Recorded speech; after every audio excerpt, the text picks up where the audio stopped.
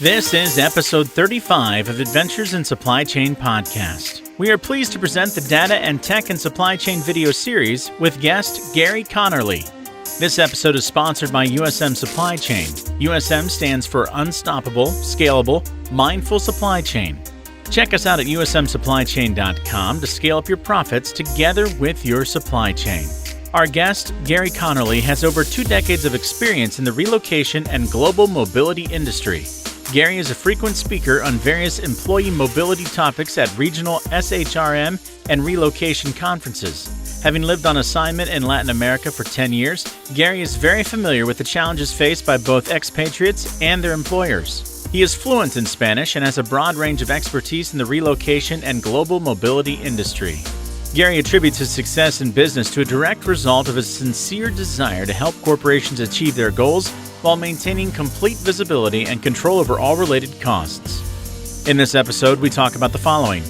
What is the relocation industry, and what does a relocation management company do?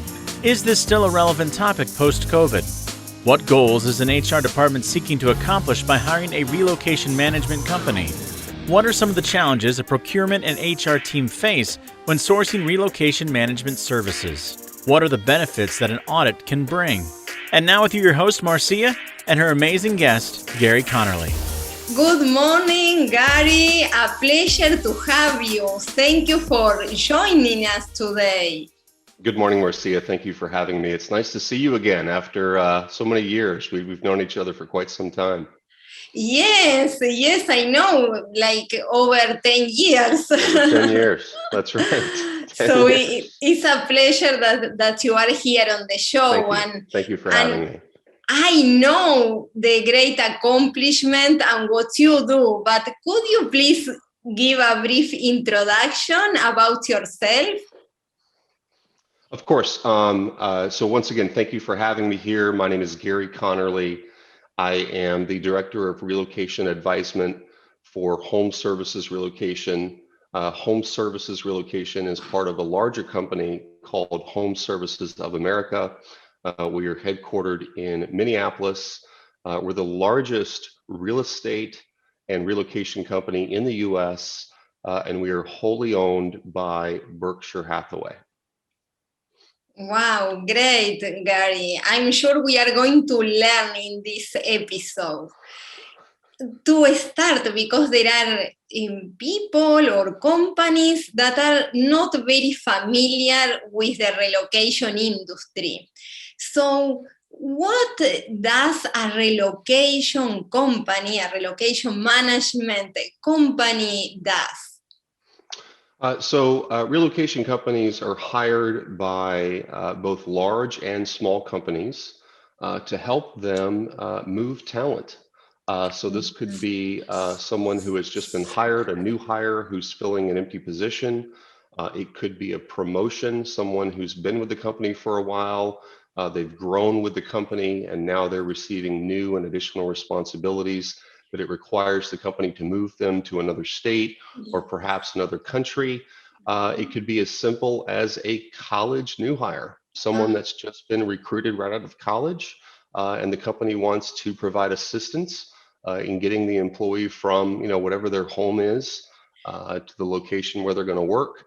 And then finally, it can involve group moves, which here lately has been the activity that has really ramped up to our surprise with COVID-19.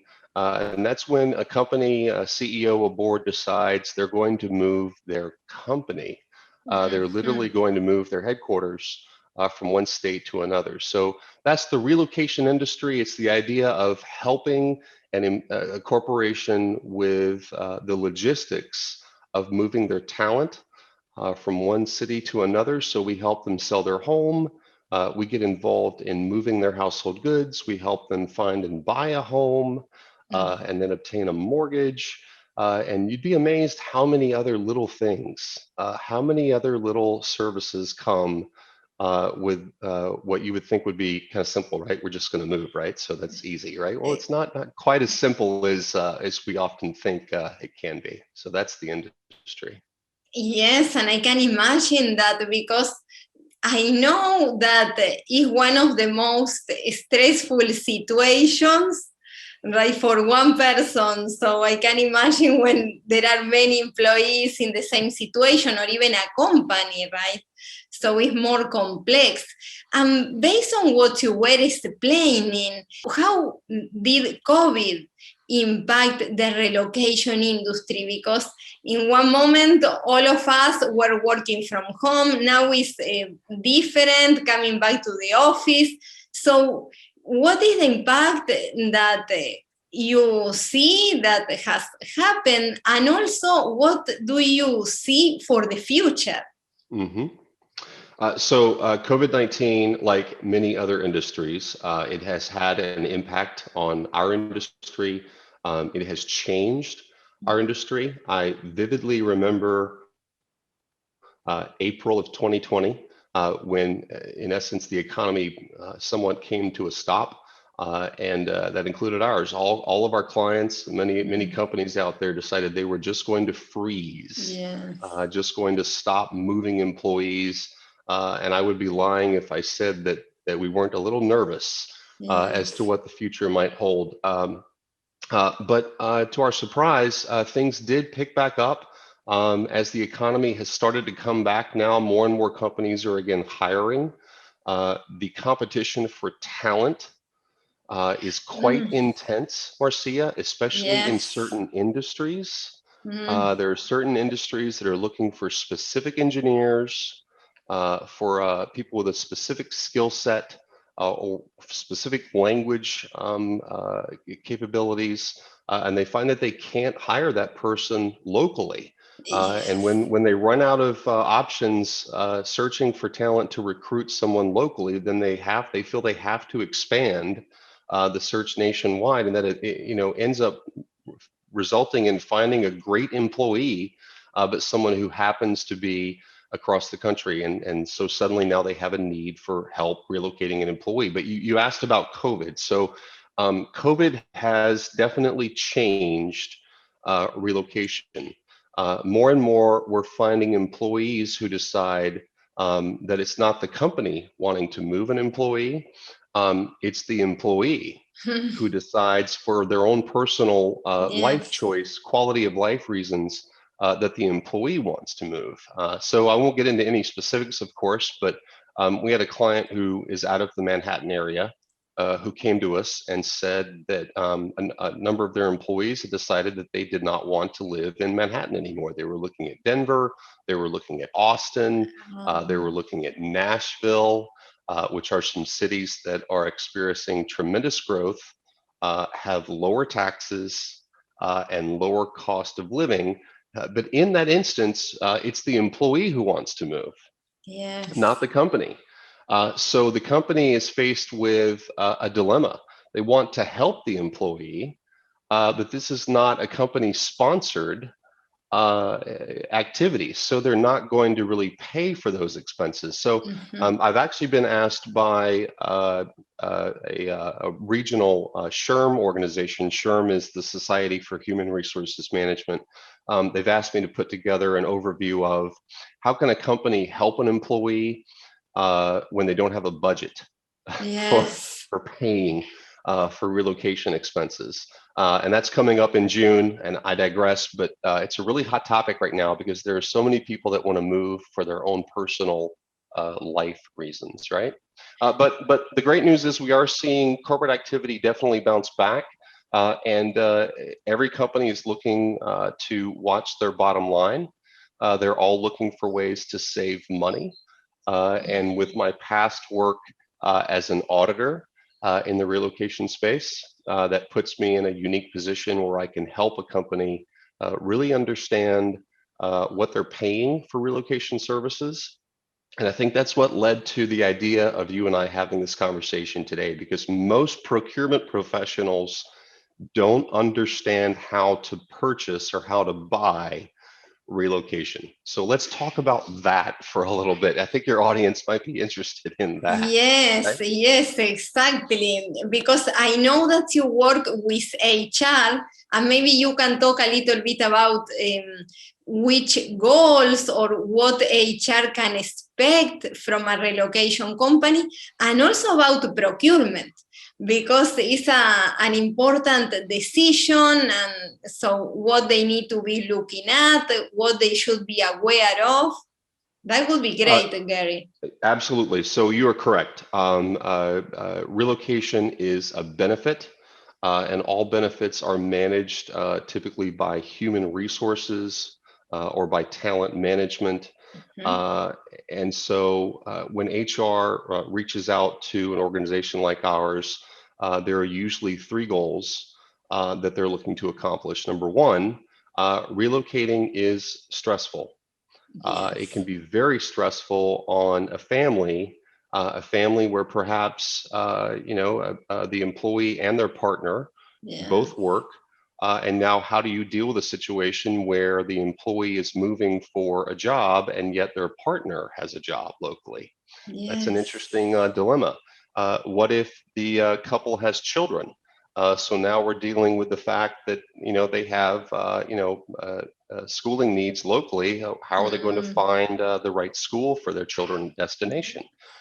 What if, Marcia, they have an elderly parent that they're caring for? And that is something that they would have to consider as part of a move. So moving is right up there with suddenly losing a job, with suddenly losing a family member. It's considered to be one of the most stressful events in a person's life. So our primary goal is to try and help someone to just have as pleasant an experience as they can, to make it as stress-free as we can for the employee. So all of our consultants are there to hold their hand, to walk them through the process, to make sure that all the T's are crossed, all the I's are dotted, that nothing is missed in advance, so that we don't have any issues when it comes to the move-out date, closing on a home, qualifying for and obtaining a loan, just really being there to reduce stress.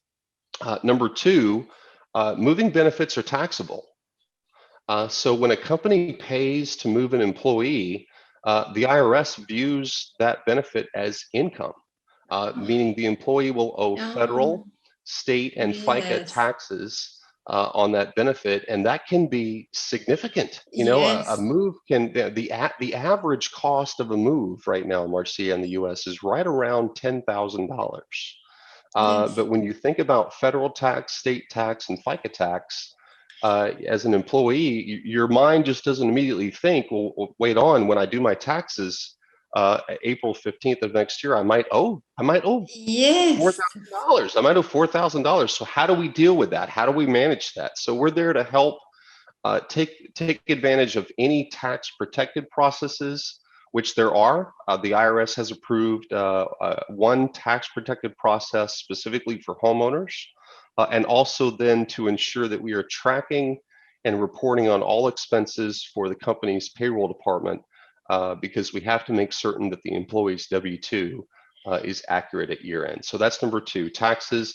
Number three, and I think this is again the reason why you thought this might be worthy for your audience, cost containment. So we are relied on by our clients as the company who's going to ensure that every service that we provide, and there are many, is done at a competitive rate. So in that aspect, we actually become not just an extension of HR for our clients, which we are, we become an extension of procurement for our clients. And most people don't realize that, but what we manage, most of the money that we invoice to our clients is passed through. It's from the 15 to 18 different suppliers that we might be interfacing with on behalf of our client and to service the employee. Yes, and I see, Gary, that you are working with different providers, because you even talk about taxes, that I like the holistic approach. You are considering different activities and costs, of course, but you mentioned taxes, you mentioned the move, right? You will need to have the shipping of the household goods, and the house, and right, to get a new mortgage, and so many aspects, and I can There are see so many providers different involved. components through the life Yes. cycle of the move. There are so many different things that we touch, and we actually have a workflow where we keep track of the process, exactly when everything is supposed to begin and end in helping the employee get from point A to point B. But back on point, procurement professionals, when they do an RFP for relocation, Yes. they often don't realize that the fees that we charge are a very small part of the total spend for a company. In fact, in some of the presentations I give, I use an iceberg as my visual. So if you think of an iceberg, what you see above the water level of an iceberg is just a little bit. The amount of ice that's below the surface is probably 8 times, 9 times, 10 times the amount of ice versus what you see above. It's the same way with our service. So we will charge a fee for expense management, a fee for move management, a fee to help a renter move from point A to point B. There might not be a fee to help a homeowner. My point is we have a variety of fees that we charge, but viewed holistically, viewed through the lens of the entire spend or the total spend, the amount that we charge in fees is less than 5% of a company's total spend. But these busy procurement professionals sometimes miss that point, and that's not to their benefit. That's what I would like to ask you, so we can be aware of the challenges, because I am in procurement, and one of the challenges when I have to do an RFP or an RFQ is to compare apples to apples. So what is your advice so we can be aware of those challenges and how we minimize the risk of making the wrong selection? So my advice is first to recognize that just because a provider is charging a larger fee, that doesn't automatically mean they're the more expensive provider.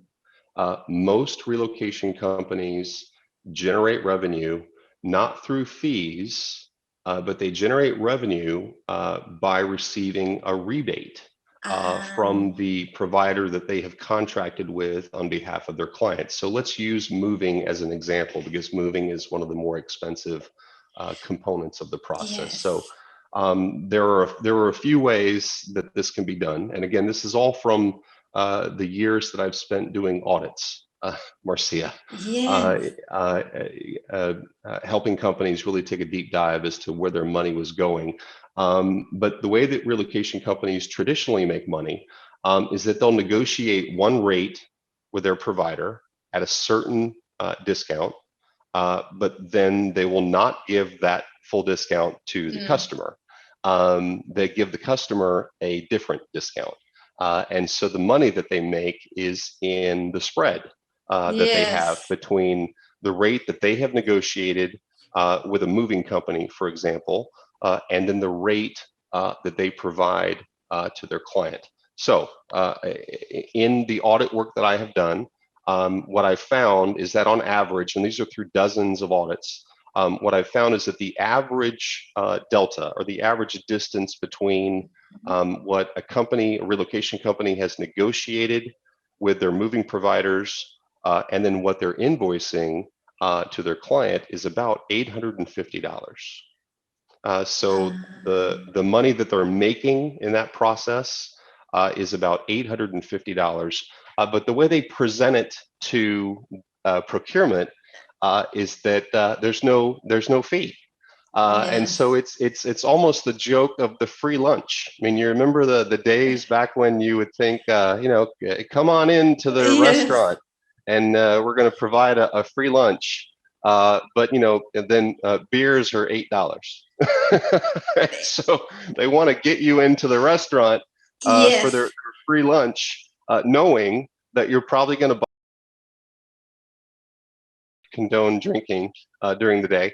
But that is where they'll make money. The free lunch is just the hook to get you in. So if I'm procurement and someone is telling me that they're going to do work for free, I would have to start by saying, well, hang on, you're in business to make money. Everyone has to make a profit. Exactly. So where are you making money? How are you making money? That's a good question to ask. Yes. How are you making money? And now I'll just say that my advice to anyone who hires me is that the fee approach is the better option. I joke by saying that fee is not a 4-letter word. It only has 3 letters. It's not a bad thing. It's something that most companies historically have frowned on. They don't want to pay fees. And yet, if you pay me a fee, and then contractually, this is the key, contractually, if I will commit that whatever my discount is that I've negotiated with moving, with furnished housing, with international shipping, if I will promise you, or promises, if I'll put in writing, put in the contract that whatever I've negotiated is the exact amount that I'll give you. Well, now now you have certainty that you're paying that competitive rate, and my fee is how you can compare us. So the only way you could get to apples, and that was your question, is if you really demanded that all the relocation companies provide a quote based on they're going to provide the full discount they're giving you, and then the way they'll make money is by charging a fee. Then you could really look at a spreadsheet, because I know procurement loves their columns and their spreadsheets, and that's how they compare. You could look at, okay, so what was vendor A? What was vendor A's fee for move management? What was vendor B's fee for move management? You can kind of then compare. But again, realize that those fees are not where most of your dollars are going as a company. And I got a little long-winded there, I apologize, but I hope that helps you understand the dynamics and also the challenge for procurement in understanding how they can control cost in this spend. Okay? That's great. That's very helpful, Gary. And actually, so we see that we need to have a pricing model that is clear, transparent with the fees and the spend that goes to the different providers to be able to compare. What have you seen in the audits that you conducted? Because these mistakes in procurement have a cost if we don't select the right provider or if we don't have the right pricing model. So what have you seen so we can quantify what we are losing? Well, I think the best way to quantify what you're losing would be to begin with a cost analysis of what you're spending. So if I were in your shoes, or if a company had reached out to me and asked me to assist as a consultant in this space, I'd start by saying, let's simply do an analysis of what are you spending today, where are your dollars going, how are you paying for these relocation services, because then we could establish a baseline, right? So we move this many people. This is how much we spent for all these different categories, for moving, for temporary housing, for reimbursement for home sale expenses, for reimbursement of home purchase cost, which is part of the mortgage, the lending piece, Marcia. I'd start with a cost analysis so that you have data. Without data, we can't later on come back and say this is how much we saved. And I've done this now long enough to know that all procurement people want to go to their boss and say, this is how much money I saved the company, right? I mean, let's just, that's your goal. That's where you all want to go and say, this is the amount that I've saved us annually, year in and year out as we move forward. So you start with that baseline, look at what you're spending, how you're spending it. And then once you've finished that cost analysis, then I would construct an RFP, which, as we discussed a minute ago, would be based on providers giving the client all their discounts without any markup, without any rebates, without any commissions. And I guess the really kind of sad news is that it's gotten to the level where even things like currency transactions are being manipulated as a way for a relocation company to generate a little bit more revenue. I found that in an audit 3 years ago, and was surprised that even in a euro to USD currency transaction, they weren't using competitive rates. And that was a way for them to make a little bit more money. And I thought, this is crazy. This is truly crazy. We are consultants. We're not Ernst & Young, we're not Deloitte, we're not PwC, but our role is to consult and advice, and then to administer a relocation program. So let's act that way, and let's be proud of the fact that we're charging a fee. So I'm sorry, back on point. I would construct an RFP where you force any of the bidders to give their deepest discounts, and then to provide what their fee schedule is going to be. What you could do is provide a hypothetical scenario. And so you'd say, send us what it would cost to move an employee from New York to Denver. And the employee has 9,000 pounds. They have 2 vehicles. They'll need 30 days of storage. And so now price that based upon your discounts. But even that, you have to be a little careful looking at those numbers, because yes, and also exactly. And I was thinking, you also need to make sure that that move is representative of the others moves that you have in the company. Yes, correct. But once you've established a baseline, and then you perform an RFP.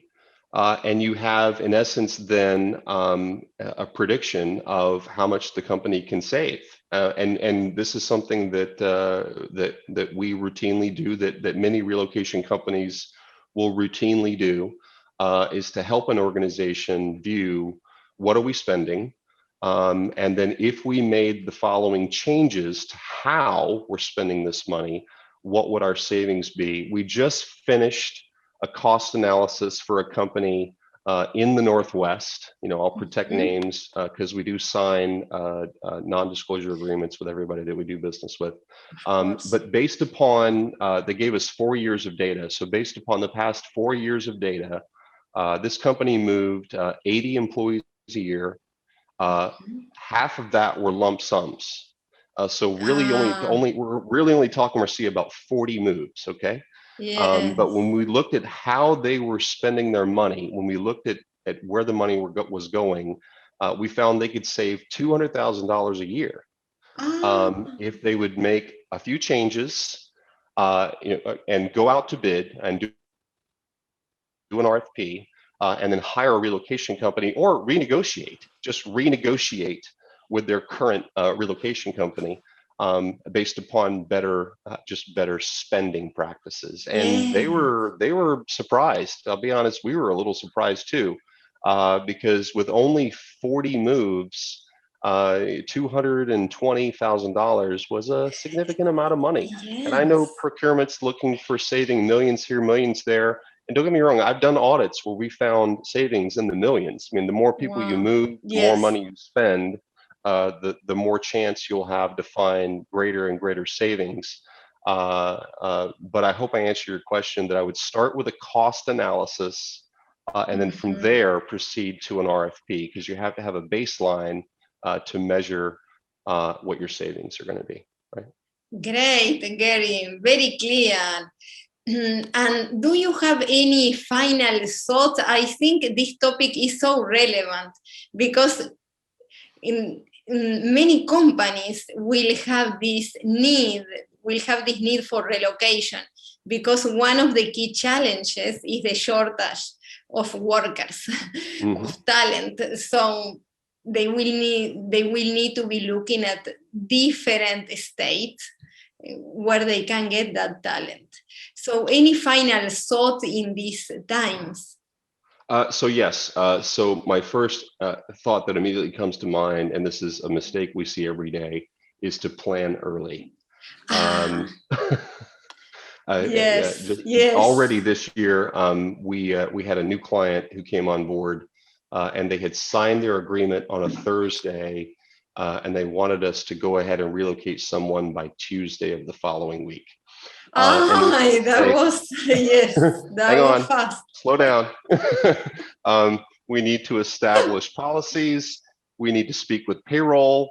We need to put lots of things in place for us to get to where, because no one wants to make a mistake. None of us want to see an employee who might have a negative experience. So my first advice is don't wait to the last minute. Please plan at least 6 months, potentially even a year, Yes. in advance of a contract expiring. Although they don't have to wait. All relocation companies do include typically a 30-day out without cause. Just 30 days written notice is enough to get out of a relocation contract. They also have no volume commitment. Procurement should realize that when you sign a contract in relocation, there's no commitment that you'll send a certain volume to someone. So what's to prevent you from signing another contract and then Yes. using another? It's an easy way just to kind of get out of a bad contract. You don't have to wait. That makes me scratch my head, Marcia, that I see so many companies think, well, it's going to be up in a year, so why don't we just wait until then? I think, why not save that money now? Yes, Now. yes. So there's my next advice. Don't think that you have to wait for a term to expire, because you don't.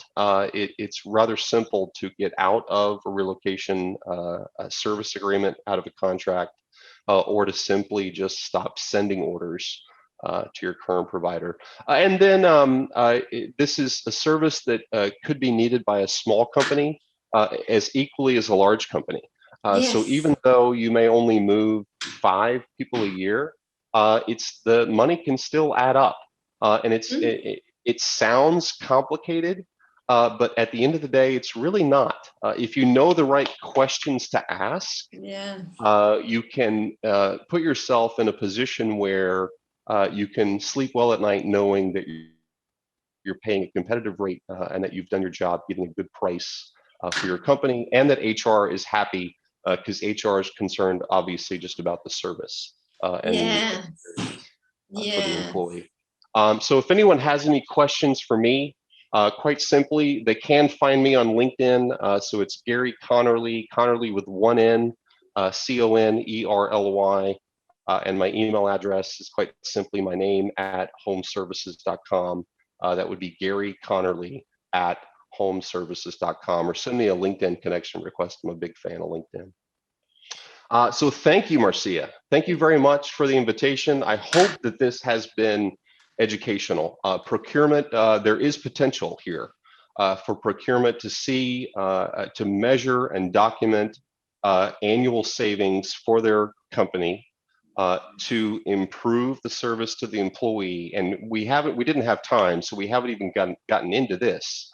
But if you are in a situation where your relocation company is generating revenue by receiving a rebate in the supply chain, that is actually increasing the amount the company pays in taxes. So there's a whole nother advantage here, a whole nother savings potential here, just in taxes to the employee. And I'm all about helping companies and people reduce the amount that they owe in taxes. And I know I've said it, but the easiest way to do that is to convert to a fee-based approach for how you acquire relocation services, because fees are a business expense. A fee is not income to the employee, and therefore a fee is not taxable. And yes, I spoke with the IRS and confirmed that. Yes, no, but those points are great. Taxes is such an important element. And sometimes we just say, yes, we need to pay that on taxes. But it's very important to consider all the points that you are mentioning. So very helpful insight, Gary. Thank you so much. It has been a pleasure. So thank you. Great to see you again, Marcia, and I look forward to the day that I can travel again once we're all vaccinated and have a chance to see you in Manhattan. Yes, Gary, of course. Thank you so much. Thank you. Have a great day. Thank you. You too. Bye-bye. Bye.